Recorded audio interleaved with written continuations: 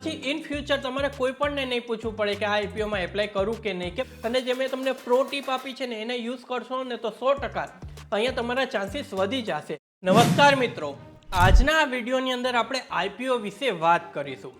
Recently તમે Bajaj housing ફાઇનાન્સનો IPO જોયો હશે। એની અંદર જેટલા પણ લોકોએ એપ્લાય કર્યું હતું ને જેટલા પણ લોકોને એ આઈપીઓના એલોટમેન્ટ મળ્યા છે એ લોકોના રૂપિયા ડબલ થઈ ગયા છે। અને ત્યારથી જ તમારામાંથી ઘણા બધા લોકોની લાઈવની અંદર પણ કોમેન્ટ આવે છે કે તુષારભાઈ આઈપીઓ વિશે અમને માહિતી આપો કે કયા આઈપીઓમાં એપ્લાય કરવું જોઈએ, કેની અંદર આપણને સારો પ્રોફિટ થશે અને કેવી રીતે એવી ટ્રિક્સ એન્ડ ટેકનિક આપો જેનાથી આઈપીઓ આપણને લાગવાના ચાન્સીસ વધી જાય। તો આ બધી જ વસ્તુ વિશે ડિટેલ્સમાં વાત કરીશ અને એક વાત પહેલાં જ ક્લિયર કરી દઈશ કે તમે આપણી આ ચેનલ ઉપર આવ્યા છો, આ વિડીયો જોઈ રહ્યા છો તો તમને કંઈક અલગ અને નવું નોલેજ મળશે। અને જો તમને કંઈક અલગ ને નવું નોલેજ મળે ને તો વિડીયોને લાઈક જરૂર કરી દેજો।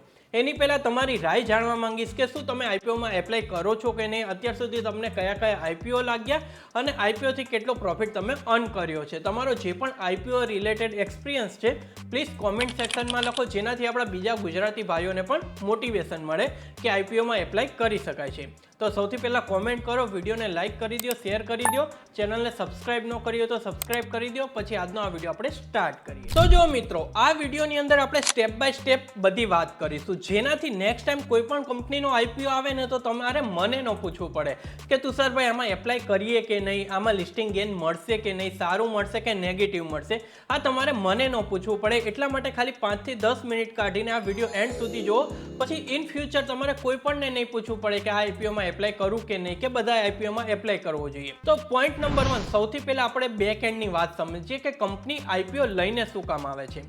તો એની પાછળના ટોટલ 3 કારણ છે। એની અંદર સૌથી પહેલું કારણ એ છે કંપનીને ફંડની રિક્વાયરમેન્ટ છે। હવે ફંડ એટલે કે રૂપિયાની પણ રિક્વાયરમેન્ટ બે રીતે હોઈ શકે। સૌથી પહેલાં કે કંપની ઉપર બહુ જ વધારે દેવું થઈ ગયું છે, બેંકનું પ્રેશર આવે છે, ફાઇનાન્શિયલ ઇન્સ્ટિટ્યૂટનું પ્રેશર આવે છે, એ લોકોને ગમે તેમ કરીને કાં તો કંપની બંધ કરી દેશે અથવા તો આઈપીઓ લોન્ચ કરીને તમારી જેવી જે પણ જનતા છે, જે લોકો આઈપીઓમાં એપ્લાય કરે છે એની પાસેથી પૈસા લઈને એ બેંકનું દેવું ચૂકવશે। સૌથી પહેલી રિક્વાયરમેન્ટ એ છે। નંબર 2 ઉપર કે કંપનીને પોતાનો બિઝનેસ એક્સપેન્ડ કરવો છે, એટલે બિઝનેસ સારો ચાલે છે પણ એને હજી ગ્રો કરવો છે ને રૂપિયાની જરૂર છે, તો એવામાં એ આઈપીઓ લોન્ચ કરે છે, રિટેલ ઇન્વેસ્ટરને એપ્લાય કરવા માટે આપે છે અને તમે એપ્લાય કરીને એ લોકોને ફંડ આપો છો તો એ ફંડનો યુઝ કરીને બિઝનેસનો ગ્રોથ કરે છે। આ પણ એક સારી વસ્તુ છે। નંબર 3 ઉપર કે કંપની જ્યારે સ્ટાર્ટ થઈ હતી એના અલગ અલગ ઇન્વેસ્ટર હોય છે, એમાંથી જે પણ મોટા મોટા ઇન્વેસ્ટર હોય છે એ એવું ઈચ્છે છે કે ભાઈ ચલો અહીંયાથી લઈને આપણે અહીંયા સુધી માર્કેટ કંપનીને પહોંચાડી દીધી, હવે અહીંયાથી મારા પૈસા પ્રોફિટ સાથે પાછા જોઈએ છે। હવે કંપની પોતાના એસેટ્સ અથવા તો બિઝનેસ વેચીને તો પૈસા નહીં દે, શું કરશે, આઈપીઓ લોન્ચ કરશે, ત્યાંથી જે પણ ફંડ આવશે એ ફંડ ડાયરેક્ટ ઇન્વેસ્ટરને આપી દેશે। અને આ રીતનું તમને ટાટા ટેકનોલોજીસની અંદર જોવા મળ્યું હશે, એના સિવાય બીજા ઘણા બધા આઈપીઓ હશે જેની અંદર તમને સેમ વસ્તુ જોવા મળ્યું હશે કે ઇન્વેસ્ટર છે એ એના શેર સેલ કરવા માંગે છે। તમે ગમે ત્યારે કોઈ પણ આઈપીઓમાં એપ્લાય કરો ને તો એની બેક એન્ડમાં ડિટેલ્સ જોવી જરૂરી છે કે કંપની શું કામ ફંડ રેઝ કરે છે। તો સૌથી પહેલાં ખબર પડી ગઈ ને આઈપીઓ શું કામ આવે છે, તો 3 કારણ છે। કાં તો કંપનીને ફંડ જોઈએ છે દેવું ચૂકવવા માટે, સેકન્ડ નંબર ઉપર કંપનીને શું કામ ફંડ જોઈએ છે બિઝનેસને ગ્રોથ કરવા માટે, ને થર્ડ નંબર ઉપર કે જે એક્ઝિસ્ટિંગ જે પણ ઇન્વેસ્ટર છે એ લોકો અહીંયાથી બહાર નીકળવા માંગે છે, એટલા માટે એને ફંડની જરૂર છે। તો આ 3 કારણ છે જેની માટે કંપની આઈપીઓ લઈને આવે છે। હવે વાત કરી લઈએ આઈપીઓ સ્કેમ વિશે, જે રિસેન્ટલી આપણે ઇન્ડિયન માર્કેટની અંદર બહુ જ વધી ગયા છે। કારણ કે અત્યાર સુધી મેઇનલી આઈપીઓ કેવા હતા કે જે મોટી મોટી કંપની છે, વેલ નોન કંપની છે, એના આઈપીઓ આવતા જેના પ્રોડક્ટ વિશે અથવા સર્વિસ વિશે ઓલરેડી આપણને ખબર હતી। રિસેન્ટલી તમને એસએમઈ આઈપીઓ વિશે જોવા મળ્યું હશે કે ઘણી બધી સ્મોલ મીડિયમ એન્ટરપ્રાઇઝીસ છે એ પણ પોતાના આઈપીઓ લઈને આવે છે। એ એક અલગ સેગમેન્ટ છે, એમાં તમે એક એપ્લાય કરવાની તો સેમ પ્રોસેસ છે પણ ત્યાં લિસ્ટિંગ એન્ડ ને બધું અલગ હોય છે।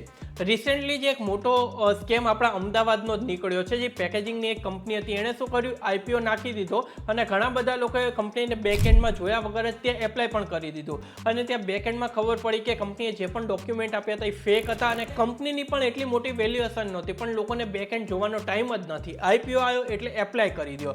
તો આ મોટામાં મોટા સ્કેમ થાય છે। રિસેન્ટલી દિલ્હીનો પણ એક સ્કેમ હતો જેની અંદર ઘણા બધા રિટેલ રિટેલ ઇન્વેસ્ટર ફસાઈ ગયા છે. અને એવું નથી કે સ્કેમ નાની નાની એસએમઈ કંપની કરે, મોટી મોટી કંપનીની વાત કરીએ તો તમને પેટીએમના આઈપીઓ વિશે ખબર હશે. તો પેટીએમનો આઈપીઓ જ્યારે આવ્યો ત્યારે કહેવામાં આવ્યું કે 10 વર્ષમાં પહેલી વાર આ કંપની આઈપીઓ લઈને આવે છે, બહુ મોટી કંપની છે. ખાલી એડવર્ટાઇઝમેન્ટ એમ બતાવી, પણ જો તમને થોડોક પણ બેકએન્ડમાં નોલેજ હોત ને, જે મેં તમને અત્યારે વાત કીધી તમને પહેલાં ખબર હોત ને, તો તમે પેટીએમના આઈપીઓ માટે એપ્લાય જ ન કરે. કારણ કે ઓલરેડી પેટીએમ દેવામાં હતી અને મેં શું કીધું કે દેવું ચૂકતે કરવા માટે પણ આઈપીઓ લઈને આવે છે. તો ઘણા બધા ઇન્વેસ્ટરે એની અંદર ઇન્વેસ્ટ કરી દીધું અને ફાઇનલી એ લોકોને પૈસા મળી ગયા, એ લોકો એનું દેવું ધીમે ધીમે ચૂકતે કરી લીધું. પણ આજના સમયની વાત કરીએ ને તો પેટીએમનો આઈપીઓ જે પ્રાઇસ ઉપર ઓપન થયો હતો ને એ પ્રાઇસ ઉપર હજી પણ એ જઈ નથી શક્યો. એટલે રિટેલ ઇન્વેસ્ટરને એક્ઝિટ કરવાનો કોઈ મોકો જ નથી મળ્યો. તો આ રીતના નાના મોટા સ્કેમ આઈપીઓની અંદર ચાલ્યા કરે છે. હવે વાત કરીએ કે આઈપીઓની અંદર એપ્લાય કર્યા પહેલાં આપણે શું કરવું જોઈએ. હવે જો સ્ટેપ બાય સ્ટેપ શીખવાડું છું. આ જે પણ પાર્ટ છે એ તમારા માટે ઇમ્પોર્ટન્ટ છે. પછી હું વાત કરીશ કે હું પોતે એપ્લાય કરું છું કે નહીં અને શું કામ નથી કરતો એના વિશે વાત કરીશ ને એની સાથે સાથે એ પણ કહીશ કે આઈપીઓમાં એપ્લાય કર્યા પછી આપણા ચાન્સીસ, આપણને એલોટમેન્ટ મળવાના ચાન્સીસ વધારી કેમ શકાય. તો આ વિડીયોને એન્ડ સુધી જોજો. કાંઈ પણ સવાલ આવે તો કોમેન્ટ કરજો. તો હવે વાત કરીએ, ફોર એક્ઝામ્પલ XYZ કંપનીનો આઈપીઓ આવ્યો, આપણને આપણા ડીમેટ એકાઉન્ટમાં ખબર પડી અથવા તો ન્યૂઝ દ્વારા ખબર પડી. સૌથી પહેલું માઇન્ડમાં એક વસ્તુ રાખો કે આઈપીઓ આવ્યો અને એની બહુ વધારે ચર્ચા થાય છે, બધી જગ્યાએ એડવર્ટાઇઝમેન્ટ થાય છે. તો એનાથી દૂર રહેજો, ત્યાં કદાચ ને કદાચ કોઈ સ્કેમ આવી શકે છે. બેક એન્ડમાં કોઈ પણ આઈપીઓ આવે તો મની કંટ્રોલની વેબસાઇટ ઉપર જાઓ, એ આઈપીઓની ડિટેલ્સ ચેક કરશો એટલે ખબર પડશે કે કંપની કેટલો પ્રોફિટ કરે છે, કંપનીના કેવા પ્રોડક્ટ છે, માર્કેટમાં એની ડિમાન્ડ છે કે નહીં, કે આ કંપની ઇન ફ્યુચર ગ્રોથ કરી શકે છે કે નહીં. એ બધી જ વસ્તુ તમારે જોવાની છે. સૌથી પહેલું કામ એ કરવાનું છે. નંબર 2 ઉપર હવે કેવી રીતે તમને લાગવાના ચાન્સીસ હશે એના વિશે તો આગળ વાત કરીશ, પણ નંબર 2 ઉપર કે ચલો તમને આઈપીઓ લાગી ગયો પછી શું કરવું, તો હું તમને એક વેલ એન્ડ ગુડ વસ્તુ કહેવા માંગીશ. જે લોકો, ઘણા બધા લોકો કોમેન્ટ કરે છે કે ભાઈ મને બજાજ હાઉસિંગનો આઈપીઓ લાગ્યો, મારા રૂપિયા ડબલ થઈ ગયા, હવે આને હોલ્ડ કરું કે સેલ કરું. તો મારું માનવું એવું છે કે કોઈ પણ આઈપીઓ તમને લાગે, કેવી રીતે લાગશે એ તો તમને હમણાં ખબર પડશે, પણ કોઈ પણ કંપનીનો આઈપીઓ લાગે ને એના વિધિન 3 દિવસની અંદર એને સેલ કરી દો.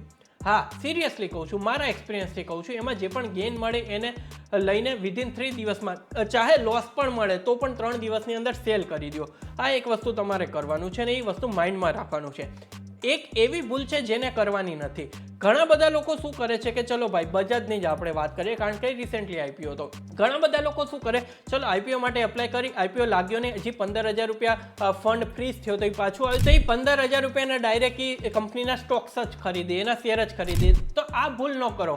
મિનિમમ 1 મહિનાથી 6 મહિનાનો ટાઈમ આપો. એ આઈપીઓના જે પણ શેર્સ છે, એ કંપનીના જે પણ શેર્સ છે એને પરફોર્મ કરવાનો, અને 1 મહિના કે 6 મહિના પછી તમને કન્ફર્મેશન મળે કે ના ભાઈ આ કંપનીનો શેર ખરેખર અહીંયાથી પોઝિટિવ જઈ શકે છે, તો તમે એના સ્ટોક બાય કરો. આ ભૂલ ન કરો. આવી નાની નાની ભૂલના કારણે આઈપીઓની અંદર મેક્સિમમ લોકો લોસ પણ કરે છે. હવે વાત કરી લઉં મારી, હું આઈપીઓમાં એપ્લાય કરું છું કે નથી કરતો. તો પર્સનલી હું તમને 1 ને 1000 વાર કહીશ કે હું આઈપીઓમાં ક્યારે પણ એપ્લાય નથી કરતો. એની પાછળનું મેઇન એક રીઝન છે કે સ્ટોક માર્કેટની અંદર પ્રોફિટ કમાવા માટે ખાલી ને ખાલી હું ટેકનિકલ એનાલિસિસ ઉપર વર્ક કરું છું. એટલે કે માર્કેટમાં કેન્ડલસ્ટિક પેટર્ન બને છે, કેન્ડલની ફોર્મેશન થાય છે, ચાર્ટ બને છે, પછી હું એ કંપનીમાં એપ્લાય કરું છું અથવા તો પછી કંપનીના શેર્સ હું બાય કરું છું. મારી પર્સનલ કરિયરની અંદર ઘણા બધા એવા આઈપીઓની કંપની છે કે આઈપીઓની અંદર એપ્લાય નથી કર્યું, લિસ્ટિંગ ગેઇન પણ નથી લીધું, પણ છતાં પણ મેં જે લોકોએ આઈપીઓની અંદર એપ્લાય કરીને લિસ્ટિંગ ગેઇન કર્યું હતું ને એનાથી વધારે પ્રોફિટ આઈપીઓ આવ્યા પછી મેં કમાઈ લીધો છે. પણ મિનિમમ 1 મહિનાનો એ કંપનીને હું ટાઈમ દઉં છું. એવી રીતે પ્લસ તમને બીજી એક વાત કહેવા માંગીશ કે મારું એપ્લાય ના કરવાનું કારણ શું છે કે અહીંયા રિસ્ક ને રિવોર્ડ મેનેજ નથી થતો.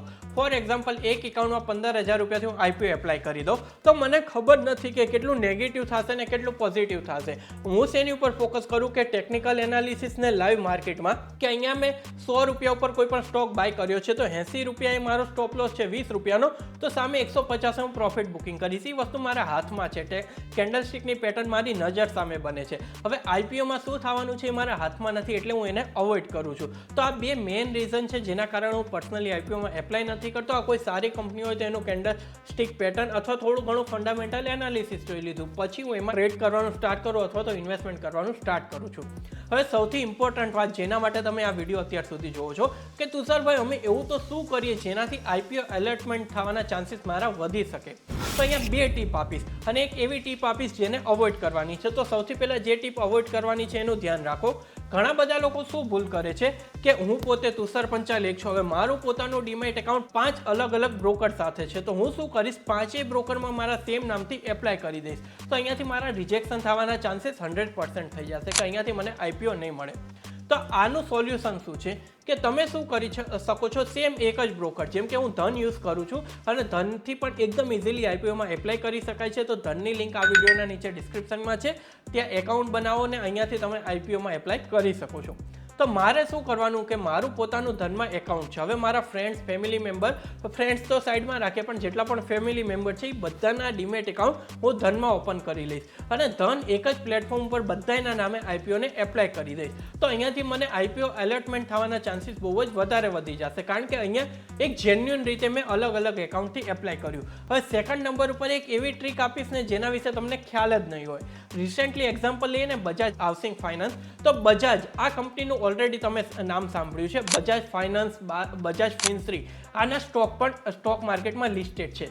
તો કોઈ પણ પેરેન્ટ કંપનીની નવી કંપની લોન્ચ થતી હોય, જેમ કે વાત કરીએ બજાજ હાઉસિંગ ફાઇનાન્સ લોન્ચ થયું, પણ ઓલરેડી બજાજ ફાઇનાન્સ ને બજાજ ફિન્સરી ઓલરેડી સ્ટોક માર્કેટમાં લિસ્ટેડ છે. તો અહીંયા હું તમને એક એવી પ્રો ટીપ આપવા માંગીશ કે જે બી સબસિડરી કંપની, એટલે કે એક જ કંપનીની અલગ અલગ સબ કેટેગરીમાં અલગ કંપનીના આઈપીઓ આવતા હોય ને, તો અહીંયા તમારે પહેલેથી એ જે પેરેન્ટ કંપની છે એના સ્ટોક બાય કરીને રાખવાના.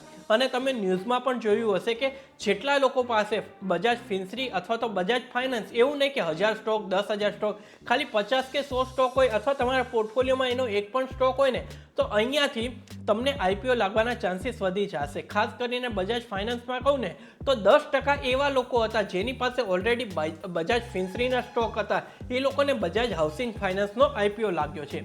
તો આ વસ્તુ જુઓ, જે પણ કંપની આવે છે એની પેરેન્ટ કંપની અથવા સબસિડરી કંપની ઓલરેડી લિસ્ટેડ છે, તો એના સ્ટોક બાય કરીને પોર્ટફોલિયોમાં રાખી લો, પછી એપ્લાય કરો. તો અહીંયાથી તમને ચાન્સીસ વધારે છે કે તમને અહીંયાથી અલોટમેન્ટ મળી જશે. તો મિત્રો, આ બધી એવી વસ્તુ છે જેને આઈપીઓ એપ્લાય કરતા પહેલાં ધ્યાન રાખવાનું છે, આઈપીઓના સ્કેમથી બચવાનું છે. અને જે મેં તમને પ્રો ટીપ આપી છે ને એને યુઝ કરશો ને તો 100% અહીંયા તમારા ચાન્સીસ વધી જશે. 100% ગેરંટી નથી કે મળી જ જશે, પણ અહીંયાથી ચાન્સીસ તમારા સારા વધી જશે. તો મને આશા છે કે આઈપીઓ વિશે તમને કમ્પ્લીટ ડિટેલ્સમાં ખબર પડી ગઈ હશે. છતાં પણ કાંઈ પણ સવાલ આવે આ વિડીયોની નીચે કોમેન્ટ કરો, એનો રિપ્લાય હું તમને જરૂર આપીશ. બાકી વિડીયોને લાઇક કરો, શેર કરો, ચેનલને સબસ્ક્રાઈબ કરો, કારણ કે આવા જ નવા વિડીયો હું તમારી માટે બનાવ્યા કરું છું.